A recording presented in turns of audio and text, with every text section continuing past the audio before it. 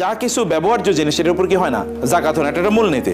যা ব্যবহারের জিনিস, যেমন আপনার 10টা গাড়ি থাকতে পারে যেগুলো আপনি নিজেই ব্যবহার করছেন, অথবা 10টা বাড়ি থাকতে পারে, আপনার 2000 জামা থাকতে পারে, ওকে, আপনার ধরেন স্যান্ডেল আছে হয়তো 20 জোড়া, এটা হতে পারে। আপনার অনেকগুলো ঘড়ি আছে, আপনার অনেকগুলো মোবাইল আছে, আপনার অনেকগুলো কম্পিউটার আছে, and all of this are for personal use, this are not for sale, তাহলে এগুলোর উপর কোনো যাকাত হবে না। এটা একটা মূলনীতির কথা আমরা বলছি। তাহলে আপনি কিন্তু এক্সেপশন কি, গোল্ডটা এক্সেপশন। কেন গোল্ডটা এক্সেপশন?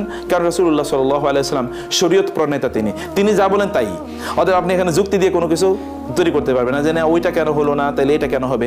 যুক্তির ইস্যু না এখানে, ইস্যু হলো রাসূলুল্লাহ সাল্লাল্লাহু আলাইহি ওয়াসাল্লাম তিনি কি বলেছেন। তার কাছে যখন একজন নারী আসলেন, তার হাতে দুটো বালা ছিল, রাসূল সাল্লাল্লাহু আলাইহি ওয়াসাল্লাম বললেন তোমরা কি আতুয়াদ্দিনা যাকাতাহুমা, তুমি কি দুটো যাকাত দাও? তিনি বললেন না, যাকাত দেন। রাসূল বললেন তাইলে আল্লাহ তাআলা, তুমি কি চাও আল্লাহ তাআলা তোমার এই দুটো বালার পরিবর্তে জাহান্নামের আগুনে দুটো বালা তোমার হাতে পরিয়ে দেখ, আদ্দে যাকাতাহুমা, এই দুটো যাকাত দাও। তিনি বললেন হে নারীরা, ইন্নী উরিতুকুন্না আকসারা আহলিন নার, হে নারীরা আমি তোমাদেরকে দেখেছি তোমরা অনেক অনেক বেশি কি জাহান্নামী, অনেক অনেক বেশি কি জাহান্নামী।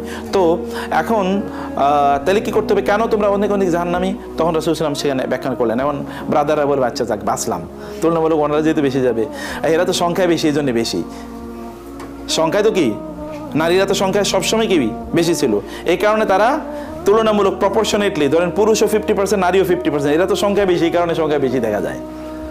বুঝতে পেরেছেন? এটা 1 নম্বর কথা। আর 2 নম্বর কথা হলো যে জান্নাতেও তারা অনেক অনেক বেশি, কারণ জান্নাতে তো প্রচুর পরিমাণ নারী আছে। ওই যে প্রপোর্শনেটলি তারা ধরেন 50%ও যদি যায়, যে লোক হলো 150, এর মধ্যে পুরুষ হলো 60 জন আর বাকি 80 জন কি বা 90 জন হচ্ছে মহিলা, তাইলে তারা 50% গেলে কি জান্নাতে গিয়ে দেখবেন তারাই সংখ্যায় বেশি।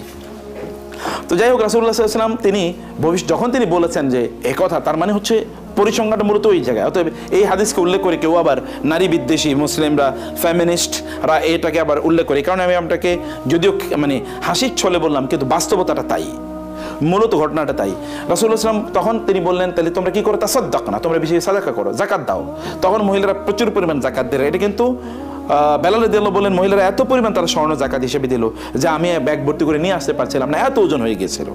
তাহলে যাকাত দেয়া, স্বর্ণের যাকাত দেওয়ার ব্যাপারে, এগুলো তো অর্নামেন্ট, মহিলারা তো ওইখানে স্বর্ণ বেচার জন্য স্বর্ণ নিয়ে যায় না, নিশ্চয়ই তাদের অর্নামেন্ট ছিল, এই অর্নামেন্ট তারা দিয়েছেন, এই অর্নামেন্টের যাকাত দেওয়া লাগে। অতএব বেঞ্চমার্ক হলো 7.5 ভরি যদি হয় তাইলে কেবলমাত্র তারা যাকাত দেবেন। কারণ এর আগে আমরা মূলনীতি বলেছি ইউজের, পার্সোনাল ইউজের কোনো জিনিসের যাকাত হয় না এক্সেপ্ট অর্নামেন্টস, গোল্ড অর্নামেন্টস, তারা এটা 7.5 ভরি না হলে তারা যাকাত দেবেন না।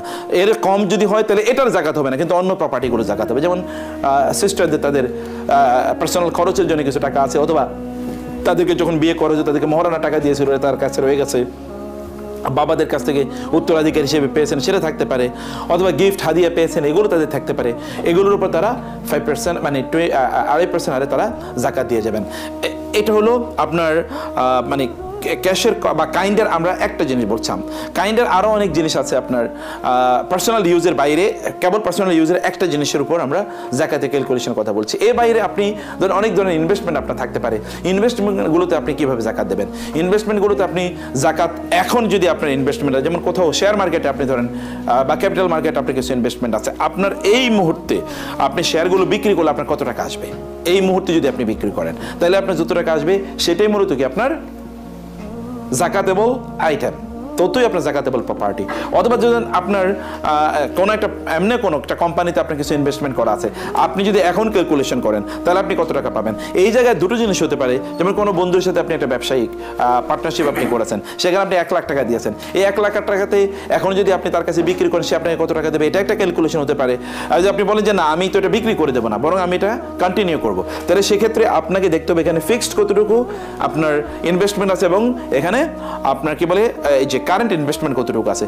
ফিক্সড ইনভেস্টমেন্ট কি, সেখানে যেমন ফার্নিচার তৈরি করা হয়েছে বা সেখানকার আরও অন্যান্য এই প্রতিষ্ঠান পরিচালনা করার জন্য আরও কিছু জিনিস করে, সেটা কম্পিউটার হতে পারে অথবা ডেকোরেশন আইটেম হতে পারে, এগুলো বাদ দিয়ে যতটুকু আপনার কারেন্ট অ্যাসেট আছে, কারেন্ট অ্যাসেটের উপর আপনার তখন এটাকে আপনার এখানে প্রপার্টি হিসেবে আপনার শো করা হবে এবং সেটাও যাকাত, সেটাই কেবলমাত্র যাকাত ক্যালকুলেশনে আপনার জন্য আসবে।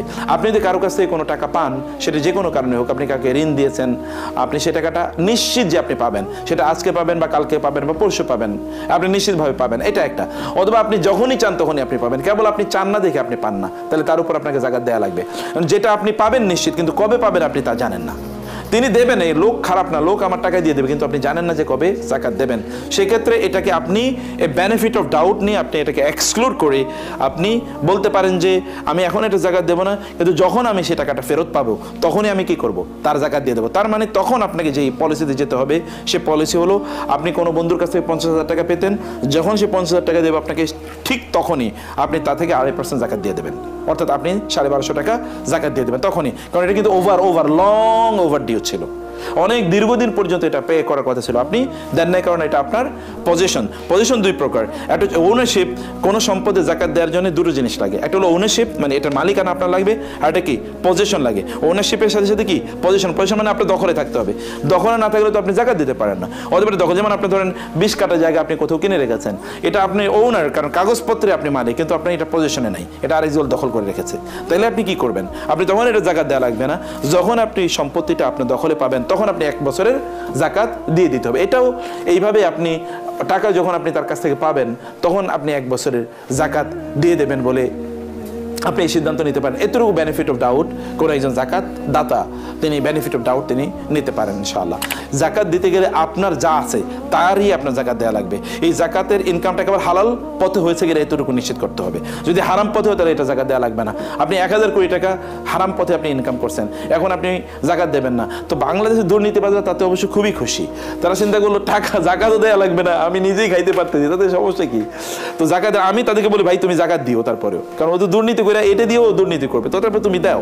যদি এমন হয় যে ধরেন কেউ হারামভাবে কোনো ইনকাম করেছে, তখন ওই টাকাটা তো মালিক তিনি না, তাহলে তার দায়িত্ব কি, তার দায়িত্ব হলো ওই ব্যক্তিকে যিনি অরিজিনাল ওনার তাকে কি করবেন, এটা ফেরত দেবেন, অথবা এটা তার দায়িত্ব, এটা তার কাছে, এটা তার ব্যবহার কোনো সুযোগ নাই। তো তার কাছ থেকে তার উপর তিনি যখন জাকাত দিতে যাবেন তখন তিনি 2টা অপরাধ করলেন। একটা অপরাধ হলো তিনি ওই ব্যক্তির সম্পদ এনেছেন এবং সেখান থেকে তিনি কি করেছেন, তিনি ব্যয় করেছেন বা তিনি এটাকে অপব্যবহার করে তিনি করেছেন। আর 2 নম্বর বিষয় হচ্ছে হারাম জিনিস দিয়ে আল্লাহকে সন্তুষ্ট করতে চেয়েছেন। হারাম জিনিস দিয়ে তো আল্লাহকে সন্তুষ্ট করে যান, ইন্নাল্লাহা তাইয়্যিবুন লা ইয়াকবালু ইল্লা তাইয়্যিবান, আল্লাহ পবিত্র, তিনি অপবিত্র জিনিস গ্রহণ করেন না। আর হারামভাবে আর্ন কোনো জিনিস সেটাকে অপবিত্র, সেটাকে আল্লাহ সুবহানাহু ওয়া তাআলাকে তা হাদিয়া হিসেবে প্রদান করা যায় না। এতটুকু হচ্ছে জাকাত ক্যালকুলেশনের কথা বলছি। এর সাথে 2টো পয়েন্ট বলে আমি শেষ করছি। 1 নম্বর পয়েন্ট হলো জাকাত যখন আপনি ক্যালকুলেশন করবেন যেই ডেটে, ওই ডেটে জাকাত ক্যালকুলেশন করতে গিয়ে এখানে আরও ধরেন ইন্স্যুরেন্স, এই ইস্যুটা এখানে আসতে পারে যে আপনাদের অনেক ইন্স্যুরেন্স আছে, ইন্স্যুরেন্সে আপনি যদি এখন ইন্স্যুরেন্স উইথড্র করেন তাহলে আপনি যা পাবেন তা কিন্তু জাকাত হিসেবে দেখাতে হবে। এটা কবে ম্যাচিউর হবে তারপরে আপনি পাবেন। ইমম্যাচিউর জিনিসও তো কি গ্রহণ করা যায়, আপনি কি ক্লেম করতে পারেন, যদি ক্লেম করলে কোনো টাকা না পান তাইলে ওই ইন্স্যুরেন্স করাই হারাম। আবারও বলি, যেমন ধরেন অনেক ইন্স্যুরেন্স কোম্পানি আছে, আপনি কমপক্ষে 10টা প্রিমিয়াম তাকে প্রদান করতে হবে অথবা ইনস্টলমেন্ট প্রদান করতে হবে। যদি 10টা প্রিমিয়াম প্রদান না করেন তাহলে আপনি ওই টাকা পাওয়ার যোগ্যই হবেন না। তার মানে 2 নম্বর দুর্নীতিবাজ, আপনার সম্পদ টাকা খাওয়াতে তার জন্য হারাম।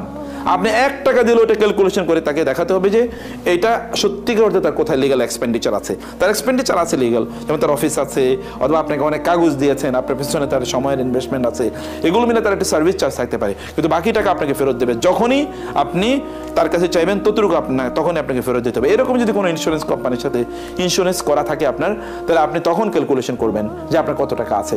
আপনার যদি ফিক্সড ডিপোজিট থাকে, আপনি ব্যাংকে বলবেন আমি আজকে যদি টাকা উইথড্র করতে চাই তাহলে আমাকে আজকে কত টাকা আপনি দেবেন। আপনার যদি মানে স্বর্ণ থাকে তাহলে স্বর্ণের ব্যাপারে আপনি বলবেন যে আমি এখন যদি স্বর্ণ বিক্রি করি, এই আপনার ক্যারেটের স্বর্ণ আছে, তাহলে আপনি আমাকে কত করে দেবেন। আপনি বিক্রি করলে, নট আপনি কিনলে কত, আপনি বিক্রি করলে কত টাকা পাবেন আপনি। ছেলেদের যদি তাদের যদি কোনো গোল্ড বার থাকে, যেমন আপনারা রেখে দিয়েছেন এটা অন্য কোনো কারণে ব্যবসা বাণিজ্য করার জন্য, তাহলে 1 তোলাও যদি থাকে তাহলে তার জাকাত দেওয়া লাগবে, সামান্য থাকলো, কারণ তখন এটার দাম 1 লাখ টাকার কাছাকাছি হয়ে যাবে, বুঝছেন না। আর সিস্টারদের তাদের 7.5 ভরি না হলে তাদের জাকাত দেয়া লাগবে না। আমাদের বাড়ি গাড়ি, যেই সকল বাড়িগুলো ধরেন এলাকায় গ্রাম অঞ্চলে আমাদের অনেক সম্পত্তি আছে, বাপদাদা দেয়া জমি, ভিটা বাড়ি আছে, অথবা ধরেন সেখানে ক্ষেতের মানে ফসলের জমি আছে, পুকুর টুকুর আছে, এগুলোর কোনো জাকাত নাই, কারণ এগুলোর উৎপাদন, যেগুলো উৎপাদনশীল কোনো মানে কোনো সম্পদ যদি হয় তাহলে ওই উৎপাদনের উপর জাকাত। যেমন ধরেন আপনার একটা বাড়ি আছে, এই বাড়ি আপনি কি করেছেন, ব্যবহারের জন্য ব্যক্তি ব্যবহার করছেন, অথবা আপনি এটা রেন্ট দিচ্ছেন, আপনি কি করছেন, এটাকে রেন্ট দিচ্ছেন, রেন্টের জিনিসের উপর কেবলমাত্র রেন্ট যা পাবেন তার উপর জাকাত হবে, অরিজিনাল প্রপার্টির উপর জাকাত হবে না, অরিজিনাল জিনিসের উপর জাকাত হবে না। হতে পারে আপনি উবার একটা গাড়ি দিয়ে রেখেছেন বা পাঠাও আপনি গাড়ি দিয়ে রেখেছেন, ওই পাঠাওয়ের গাড়ির উপর আপনার জাকাত হবে না, জাকাত হবে কিসের উপর, আপনার ইনকামের উপর। আপনি ল্যান্ড কিনে রেখেছেন, আপনি ল্যান্ড কিনেছেন আপনি বাড়ি করার জন্য, এবং বাড়ি করে আপনি এগুলো ভাড়া দেবেন, তখন আপনার ওই জায়গার উপর ভাড়া মানে জাকাত হবে না, বরং যখন আপনি ভাড়া দেবেন ভাড়া থেকে আপনি যা পান আপনার তার উপর জাকাত হবে। যেদিন জাকাত ক্যালকুলেশন হবে তার থেকে অ্যাজ সুন অ্যাজ পসিবল, সেটা একদিনের মধ্যে হলে ভালো, 2 দিন 3 দিনের মধ্যে হলে ভালো। অতএব এটা আমরা কোনো ডিমার্কেট না করে আমরা বলছি অ্যাজ সুন অ্যাজ পসিবল আপনি জাকাতের হকদার যারা তাদেরকে ফাইন্ড আউট করে তাদের কাছে জাকাত পৌঁছে দিতে হবে, নট এরকম যে তারা আপনার কাছে আসবে অ্যান্ড দে উইল রিসিভ জাকাত ফ্রম ইউ।